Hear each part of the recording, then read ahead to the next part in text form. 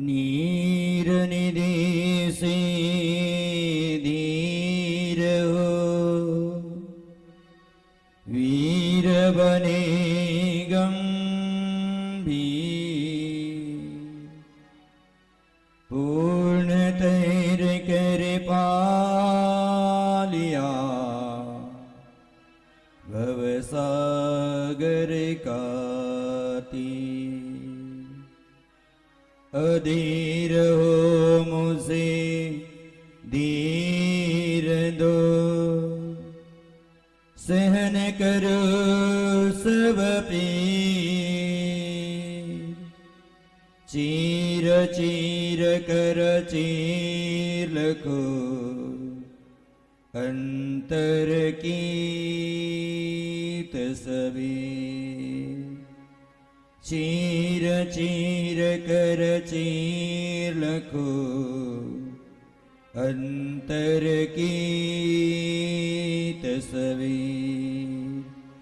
जीवन वर्तमान शासन एक महावीर भगवान की, अनंतानंद सिद्ध परमेश्वरी भगवान की, चारित्र चक्रवर्ती समाधि सम्राट आचार्य भगवान श्री शांति सागर जी महाराज की, मम जीवन शिल्पी शांत मूर्ति वत्सल रत्नाकर आचार्य गुरुदेव सन्मति सागर जी महाराज की, प्रातः स्मरणीय संत शिरोमणि आचार्य भगवान श्री विद्यासागर जी महाराज की, अहिंसामय विश्व धर्म की, बोले आचार्य श्री शीतल सागर जी मुनि महाराज की जयकारा गुरुदेव का। उपस्थित जिन धर्म प्रेमी भव्य जीव हो, जैन दर्शन में भगवान जन्मते नहीं, भगवान बनते हैं। जैन दर्शन में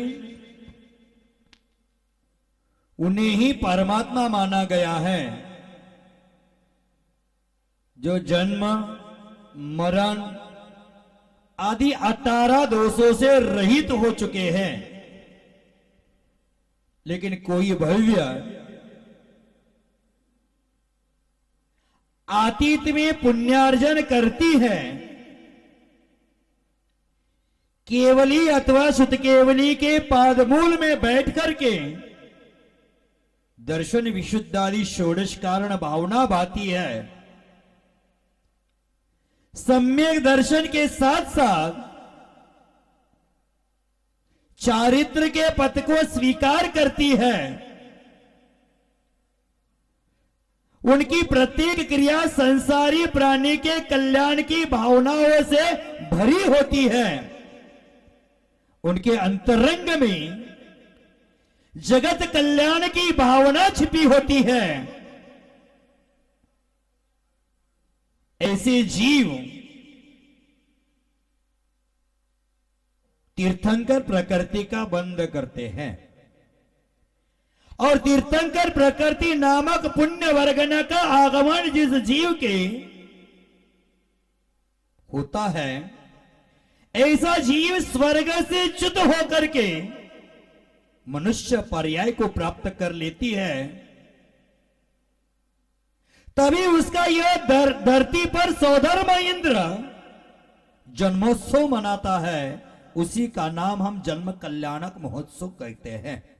अर्थात जो आत्मा नियम से समोशरण की रचना करके समोशरण के माध्यम से दिव्य ध्वनि के माध्यम से भव्य जीवों को कल्याण का उपदेश देती है और नियम से मोक्ष जाती है, उसी आत्मा का कल्याणक मनाया जाता है।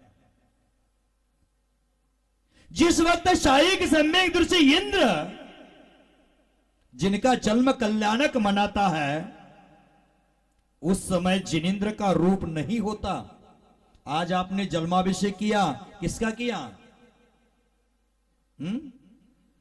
तीर्थंकर होने वाले बालक का, जिसको पूर्व में तीर्थंकर प्रकृति का जिस जीव ने बंद कर लिया था, ऐसे तीर्थंकर प्रकृति के बंधक जीवों का आज हमने जन्माभिषेक मनाया। जन्माभिषेक किया, वह बालक का रूप है, फिर भी उस बालक में तीर्थंकर प्रकृति के पुण्य बंध के कारण इतनी क्षमता आ जाती है कि वहां से अच्छे अच्छे चारित्र संपन्न मुनिराज, ज्ञानी मुनिराज वहां से निकल जाते हैं, तो उनके अंतर में जो शंका होती है, वो शंका का निरसन मात्र तीर्थंकर बालक के सन्निकट से निकलने से होता है। उनके ज्ञान में वृद्धि होती है। तीर्थंकर का बाल रूप भी ज्ञान के क्षयोक्षम के साथ वृद्धि का कारण बनता है। आपने सुना ही होगा, बालक महावीर के पालने के बगल से दो मुनिराज जा रहे थे, उनके मन में तत्व की शंका थी। वह शंका मात्र उनके सन्निकट जाने से, उनके निकट से चले जाने से उनकी शंका का निरसन हो गया था। इतना प्रभाव होता है तीर्थंकर प्रकृति बंधक जीवों का। बंधुओं, तीर्थंकर प्रकृति बंधक जीव है, उनका इतना प्रभाव है, वह मुनिराज उनको सन्मति नाम से उद्घोषित करके निकल जाते हैं। देख लेना, तीर्थंकर प्रकृति के बंधक जीवों का प्रभाव इतना होता है कि जन्म होने के पहले 15 माह तक रत्नों की वृष्टि, रोज 14 करोड़ रत्नों की वृष्टि वहां हुआ करती है। इस पृथ्वी को कनकमय बनाया जाता है, सुवर्णमय बनाया जाता है। आचार्य भगवान वादिराज सूरी ने स्तोत्र राज एकीवार स्तोत्र में कहा है, हे भगवान, इस धरती पर आपका आगमन होने वाला था, उसके पहले कुबेर के द्वारा इस धरती को सुवर्णमय बनाया गया था। तो भक्ति भावना के साथ आप मेरे अंतर हृदय में विराजमान होगे, मेरे हृदय की वेदी पर विराजमान होगे, तो मेरा सुवर्णमय शरीर क्यों नहीं बनेगा? ऐसा सवाल एक सूत्र में आचार्य वादिराज सूरी ने रखा है। आपने कभी एक सूत्र सुना होगा, पढ़ा होगा, उसका पाठ किया होगा, उसका प्रभाव आपको देखना है। उसकी कथा अलग है, कहने के लिए समय नहीं है, मात्र हल्के में कहता हूं कि वादिराज आचार्य को कुष्ठ रोग हुआ था, और उस कुष्ठ रोग होने के उपरांत उन्होंने एकीभाव सूत्र की रचना कर दी थी, और एकीभाव सूत्र की रचना कर दी और आचार्य वादिराज सूरी का कुष्ठ रोग नष्ट हो गया था। आचार्य मानतुंग स्वामी जी ने भक्तांबर सूत्र का रचना कर दिया, उसका प्रसंग आप जानते ही है। मानतुंग स्वामी ने भक्तांबर की रचना कब की थी और क्यों की थी? अब ताले में बंद करने से रचना हो गई, अब ताला खोलने के लिए कर दी कि भगवान की भक्ति करने के लिए कर दी? जोर से बोलना, जोर से बोलना। हाँ, भगवान की भक्ति करने से ताले खुल गए कि ताले खोलने के लिए भक्ति कर दी? आप तो जानते हैं, आप होशियार लोग हैं कि मानतुंग आचार्य जी ने भगवान की भक्ति कर दी, 48 ताले अपने आप टूट गए।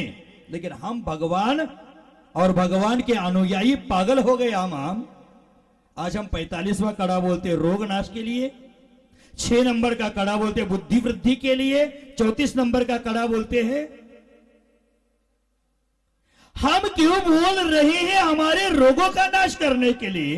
हम भी भक्तांबर भगवान की भक्ति करने के लिए बोले, हमारे रोग अपने आप भागने वाले हैं, कोई भी रोग बचने वाला नहीं है। हमारे बुद्धि का विकास अपने आप होने वाला है। भगवान की भक्ति करो, उससे पुण्य संचय करो, और उस पुण्य के प्रभाव से आपका रोग अपने आप नाश होने वाला है। मात्र प्रतिकूल कड़ा चुनोगे तो आपका रोग नाश नहीं होगा।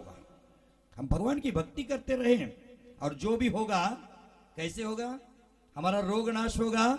हमने भक्ति की इसलिए नहीं, जो भी होगा। भक्तांबर जी के काव्य में एक शब्द आता है, तव प्रभावत। उसमें मानतुंग आचार्य कहते हैं, मैं अल्प बुद्धि वाला हूं, आपका पैर रखने का पाटा भी पूज्य है, बृहस्पति देवों का गुरु भी आपकी स्तुति करने में समर्थ नहीं है। मैं अल्पज्ञानी होकर के आपकी भक्ति कर रहा हूं। और स्तुति लिखने के पहले ही, वक्तामर लिखने के पहले ही मानतुंग स्वाचार्य कॉन्फिडेंट है। वो कहते हैं कि ये जो भक्ति में लिख रहा हो तब सज्जनों के चित्त का हरण करेगी। क्यों सज्जन सुन रहे हो ना, हमारे सज्जन भाई आए हैं भागलपुर से, तो सज्जनों के चित्तों को हरण करेगा। 48 काव्य लिखना है और लगता है 5वें 6ठे 7वें काव्य में ही आचार्य मानतुंग स्वामी ने यह लिखा कि मैं यह भक्ति लिख रहा हूं लेकिन सज्जनों के चित्त को हरण कर लेगी। लेकिन मैंने लिखा है इसलिए नहीं, तो क्यों? तव प्रभावत, आपके प्रभाव से यह स्तुति सज्जनों के चित्त को हरण करेगी। और आज भी भक्तामर है, 1500 साल पूर्व लिखा गया, आज भी भक्तामर सबके चित्त को हरण कर रहा है। हमारी कई माता बहनें ऐसी है कि भक्तामर बोले बिना मुंह में पानी भी नहीं रखती है। तो बंधु, मैं कहने जा रहा था, वादिराज आचार्य कहते हैं कि आपका आगमन इस धरती पर होने के पहले इस धरती को रत्नमयी बनाया जाता है, कनकमयी बनाया जाता है। तो मेरे हृदय के आसन पर आप विराजमान होगे तो मेरा शरीर सुवर्णमय क्यों नहीं बनेगा? 26 काव्य लिखा गया एक ही भाव स्तोत्र में, और 26 काव्य में स्तुति लिखे बहुत सुंदर है, कभी उसका अर्थ भी समझ लेना। और अंत में वह राजा जाता है परीक्षा करने के लिए, उनका कनकमय शरीर देखता है और वह लिखता है, वादिराज मनुतार्किक लोके वादिराज मनुतार्किक सिंह वादिराज मनु कव्य कृतस्ते वादिराज मनु भव्य सहाय वादिराज मनु भव्य सहाय। मानिए वादिराज मुनि है, तर्क करने में सबसे तार्किक है, वाग्वाद करने के लिए शेर के समान है, काव्य करने में वो श्रेष्ठ कवि है, और भव्य जनों के लिए संसार तारने के लिए एक महान नौका के समान सहारा है। तो बंधु, कनकमय शरीर बनाया गया और यह तीर्थंकर बालक है। 6 महीना पूर्व गर्भ आने के और गर्भ में आने के बाद 9 महीना, ऐसे कुल मिलाकर 15 महीना। कितनी करोड़ रत्नों की वर्षा? 14 करोड़ रत्नों की वर्षा होती है, बरसात होती है। और जन्म के समय सौधर्म इंद्रादि देव उनकी सेवा करने में तल्लीन हो जाते हैं। सुमेरु पर्वत पर ले जाकर के 1008 कलशों से अभिषेक करते हैं, 1008 नेत्रों से देखते हैं। कई कई ग्रंथों में कहा 1008 कलशा ऐसे बनते हैं और उसी कलशा को 1000 भुजाएं बना करके वो सौधर्म इंद्र अभिषेक करता है। बंधुओं, वह सौधर्म इंद्र सुबह देखा होगा, आंख फाड़ फाड़ करके देवेंद्र भाई जी ने देखा कि नहीं बालक को, और बालक को देखने के बाद क्या बोले आप? बालक का चेहरा कितना सुंदर था, बहुत सुंदर, बहुत सुंदर। और क्या बोले होगे? सुबह भी हमने बोला था ना, भगवान का चेहरा 1008 नेत्र बना करके सौधर्म इंद्र देखता है कि मन में भावना उमड़ जाती है, तेरे चेहरे से नजर नहीं हटती, नजारे हम क्या देखे, नजारे हम क्या देखे।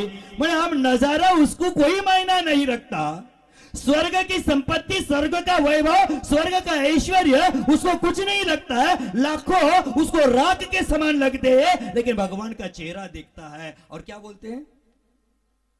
तेरे चेहरे में वो जादू है। सज्जन, क्या तेरे चेहरे में वो जादू है, बिन डोर चला आता हो, जाना होता है और कहीं तेरी ओर चला आता हूं। ये भगवान की महिमा है, ये तीर्थंकर प्रकृति की महिमा है। एक शायिक सम्यक दृष्टि सौधर्म इंद्र भी भगवान का चेहरा देखकर तृप्ति को प्राप्त नहीं होता है। एक तीर्थंकर बालक है, वह भी शायिक सम्यक दृष्टि है, और जो देखने वाला है वह भी शायिक सम्यक दृष्टि है, और दोनों देखते हैं। और तीर्थंकर धरती की सबसे पावन आत्मा है, पवित्र आत्मा है। यह जन्म जब लेती है तो मति ज्ञान, श्रुत ज्ञान, अवधि ज्ञान, 3 ज्ञान के धारी यहां आते हैं। और जिसका प्रथम स्पर्श सची इंद्राणी करती है, और सची इंद्राणी स्पर्श करके अपने आप को इतनी भाग्यशाली नहीं मानती है, पुण्यशाली नहीं मानती है, और अपने श्री पर्याय का छेद करके आगे के भव में वो मुक्ति की पात्र बन जाती है। बंधुओं, इसलिए सौधर्म इंद्र अपने परिवार के सहित तीर्थंकर बालक की सेवा में इतना तत्पर रहता है। आपने शुरू दिन से देखा है, अष्ट कुमारिया का सेवा में तत्पर है, 56 कुमारिकाएं सेवा में तत्पर है, और इंद्र की देवांगनाएं माता की सेवा में तत्पर है, क्योंकि उनकी सेवा ही हमारे स्त्री पर्याय का छेद का कारण बन सकती है। उनकी सेवा ही हमारे लिए मुक्ति का साधन बन सकती है। उनकी सेवा ही हमारे लिए पुण्य का कारण बन सकती है। इसलिए हमेशा वह सेवा में रत होते हैं। बंधुओं, जब जन्म होता है तो आपने सुबह देखा, मैंने सुबह भी बोला था कि सौधर्म इंद्र का आसन कंपायमान होता है। अवधि ज्ञान से जान लेते हैं कि तीर्थंकर बालक का जन्म हो गया, और वहीं से निकल करके सिंहासन का त्याग करके 7 कदम आगे चल करके जमीन को मस्तक लगाकर परोक्ष रूप से देवलोक से ही वंदना कर लेते हैं। भगवान बनने के बाद वंदना तो होती है, लेकिन एक शायिक सम्यक दृष्टि जीव है, सम्यक्त्व की पवित्रता जिनके पास है, अगले भाव में मोक्ष जाने वाला जीव है, वह भी 7 कदम चल करके जाकर के सम्मान स्वरूप स्वर्गलोक से ही वंदना करता है। और हम आज मंदिर की वंदना करने के लिए घबराते हैं, नमस्कार करने के लिए घबराते हैं। आज हमारे लोग हैं जैनागम में, जैन दर्शन में नमस्कार का प्रकरण कहा है, पंचांग नमस्कार, गवासन में, वज्रासन में, साष्टांग नमस्कार अथवा अष्टांग नमस्कार। लेकिन हम आज कैसा नमस्कार करने लगे? हमारी संस्कृति को भूलने लगे। हम जैन हैं कि क्रिश्चियन हैं हमें पता ही नहीं चल रहा है। और क्या ऊपर से क्या ऐसा ऐसा करके और एक बार चुम्मी भी लेंगे। कहां हमारी धर्म है, हमारी संस्कृति क्या है, हमारा जैन दर्शन क्या है, हम भूल चुके हैं। अथवा कोई रास्ते से जाता है बाइक से, 2 मिनट बाइक रोककर मंदिर में आकर दर्शन करने के लिए समय नहीं, हेलो हाय करते उसी प्रकार स्कूटी चलाते चला एक हाथ से ऐसा करके निकल जाएगी। ये हमारी संस्कृति नहीं है। तो तीर्थंकर बालक का दर्शन सौधर्म इंद्र स्वर्गलोक से करता है, वहां से प्रणाम करता है। इंद्र जानता है कि इसमें परमात्मा बनने की क्षमता है, परमात्मा बनने की साक्षात शक्ति विद्यमान है, उनकी भक्ति सेवा में मेरा कल्याण है, यह जानता है, इसलिए उनकी भक्ति सेवा करता है। बंधुओं, इस संसार में प्रतिदिन हजारों लाखों करोड़ों आत्माओं का जन्म होता होगा, लेकिन जन्म कल्याणक किसी का भी नहीं मनाया जाता, क्योंकि कोई भी इंसान है अपने जन्म को सार्थक नहीं कर रहा, लेकिन तीर्थंकर ही ऐसी आत्मा है अपने जन्म को सार्थक कर देती है। इस संसार में ना किसी का जन्म होता है, ना किसी की मृत्यु होती है, मात्र हमारी शाश्वत आत्मा हमेशा मेरी है और वह हमेशा मेरी रहती है। उस शाश्वत आत्मा को प्राप्त करने के लिए तीर्थंकर बालक का अंतिम जन्म हुआ है, और वह सोचती है कि इस अंतिम जन्म में मैं मेरा जीवन सार्थक कर लूंगा। इसलिए बालक का जन्म कल्याणक होता है, संसार को रुलाने के लिए नहीं, संसार को हंसाने के लिए, कल्याण का पद प्रदान करने के लिए तीर्थंकर बालक का जन्म होता है। आपने देखा होगा, आपके घर में भी बच्चा पैदा होता है रोते रोते कि हंसते हंसते, रोते रोते कि हंसते हंसते। आपका जन्म रोते रोते हुआ कि हंसते हंसते हुआ? रोते रोते। मैं प्रवचन कह रहा हूं कि आप कह रहे हैं? मैं रोते रोते बोल रहा हूं तो ये बोलते हंसना सीखो। रोते रोते हंसना सीखो, हंसते हंसते रोना, जितनी चाबी भरी। अब क्या बताए इनको? पहले जमाने में आपके घर में बड़ी बड़ी घड़ियां होती थी, उस घड़िया में चाबी भरने के लिए नौकर के द्वारा चाबी भरी जाती थी। राम हमारे घर के नौकर नहीं है, हमारे खिलौने में चाबी भरने के लिए। अमिताभ साहब हम मूवी में गाए थे ये गाना, रोते रोते हंसना सीखो, लेकिन मैं थोड़ा बदलाव करता हूं उस गाने में। गाना क्या होना चाहिए? रोते रोते हंसना सीखो, हंसते हंसते रोना, जितनी चाबी भरी कर्म ने, उतना चले खिलौना। ये जीवन रूपी खिलौना कब तक चलेगा? जितनी कर्म ने चाबी भरी है उतना ही यह खिलौना चलेगा। और यहाँ तीर्थंकर बालक के पूर्व में उन्होंने पुण्य प्रकृति की चाबी भरी थी, इसलिए सबको हर्षोल्लासित कर रही है। और तीर्थंकर प्रकृति का बंदर हो पुण्य। तो बंधुओं, तीर्थंकरों का जन्म हंसते हंसते, महापुरुषों का जन्म हंसते हंसते, और हमारा जन्म क्यों?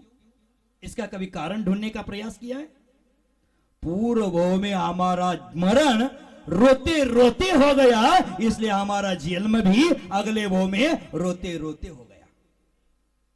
बंधु, मैंने तो जानता नहीं, मैंने सुना है बच्चा जब पैदा होता है तो उसके मुट्ठी बंद रहती है, कुछ बचा कुचा पुण्य है वो मुट्ठी में बांध कर लाता है, और यहां स्वैराचार का जीवन जीता है, और जब मरता है तो मुट्ठी खोलकर निकल जाता है। यहां का पुण्य यहां खर्चा करके जाता है।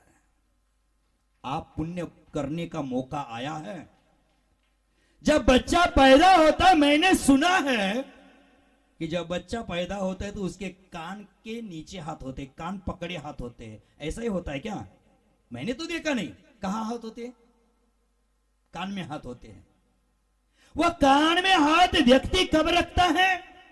जब गलती होती है तो क्षमा मांगने के लिए, सॉरी बोलने के लिए कान में हाथ पकड़ लेता है। वह बालक भी मां के उदर से बाहर निकलता है तो कान पकड़ता है कि पूर्व में मैंने पाप कर लिया, बहुत पापाचार कर लिया, बहुत अत्याचार कर लिया, बहुत अन्याय कर लिया, बहुत राग कर लिया, बहुत मोह कर लिया, मेरी बहुत बारी गलती हो गई प्रभु परमेश्वर, मैंने बहुत गलतियां की। ऐसा सोचकर इस मनुष्य पर्याय में आता है कि मैं दोबारा गलतियां नहीं करूंगा, मैं इस पर्याय में मुनि दीक्षा धारण करूंगा, मेरी आत्मा का कल्याण करूंगा। यह सोच करके कान पकड़ के सॉरी सॉरी सॉरी सॉरी बोलकर आता है, क्षमा क्षमा क्षमा बोलकर आता है। और यहां आने के बाद मोह में इतना उलझ जाता है और किया धरा सब भूल जाता है, और पुनः पापाचार में अपना समय बर्बाद कर देता है।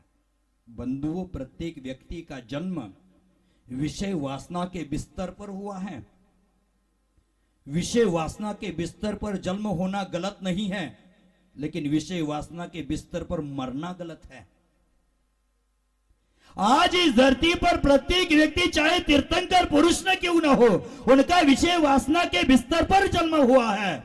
लेकिन विषय वासना पर जन्म होना गलत नहीं है, लेकिन विषय वासना के बिस्तर पर मरना गलत है। हमारा, तुम्हारा, आपका, सबका जन्म विषय वासना के बिस्तर पर हुआ है। लेकिन आज आप संकल्प कर देना कि मेरा मरण विषय वासना के बिस्तर पर नहीं, संलेखना के संस्तर पर होना चाहिए, मेरा मरण समाधि मरण होना चाहिए। यह संकल्प आप जन्म कल्याणक के दिन निमित्त कर लेना।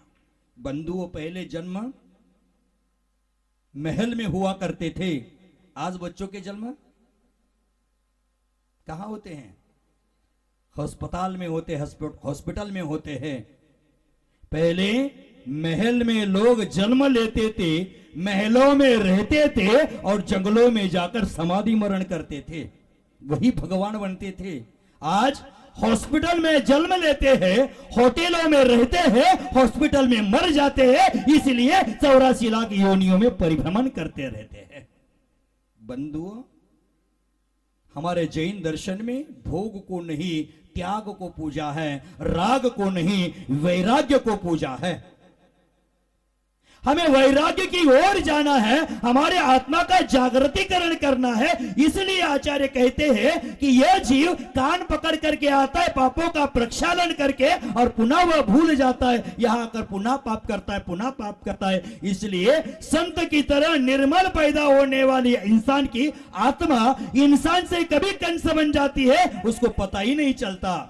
और कंस की तरह जीते जीते कुत्ते की मौत मर जाते हैं और अपना जीवन बर्बाद कर देते हैं। और दूसरी ओर तीर्थंकर बालक है, हंसते हंसते जन्म लेते हैं, सारी दुनिया को हंसाते हैं, इसलिए तीर्थंकर जैसी जन्म कल्याणक है वह तीर्थंकर का ही मनाया जाता है। तो बंधुओं, आप लोग जन्मदिन मना रहे आज।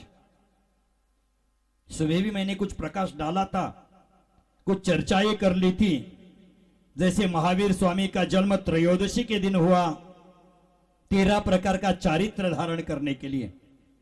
भगवान राम जी का जन्म नवमी के दिन में हुआ, भगवान आदिनाथ जी का जन्म नवमी के दिन हुआ। 9 एक शाश्वत आंकड़ा है, शाश्वत अंक है।